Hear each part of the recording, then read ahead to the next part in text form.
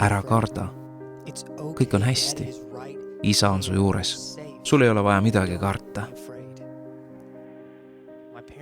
Mu vanemad kordasid seda ikka ja jälle, kui ma olin lapsena ärganud pärast hirmutavate unenägude nägemist.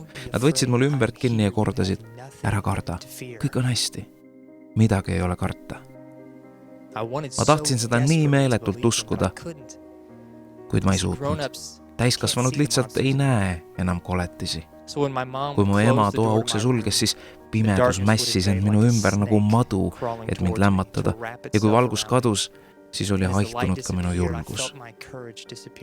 Ja nii ma lamasin seal voodis, kartes koletisi, kes tulevad kohe mulle järele.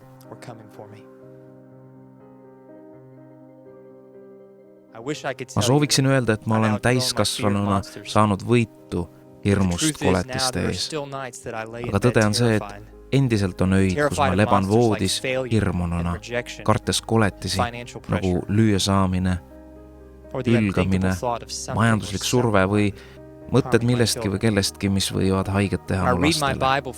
Ma loen piiblist ja saan julgustatud ja ma kuulen Jumalat ütlemas seda sama, mida mu vanemad ütlesid mulle lapsena.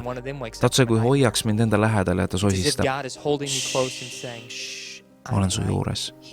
Ära karda. Sa oled kaitstud.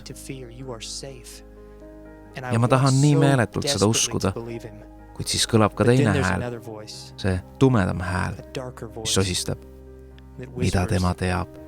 Ta on Jumal. Ta ei tunne hirmu. Ta ei näe koletisi. Ja siis on mul vaja teha valik. Kumba häält ma kuulan? Kumba häält ma usaldan? Õpetussõnad 1.33 ütleb, aga kes mind kuulab, võib julgesti elada ja olla muretu, kurja kartmata.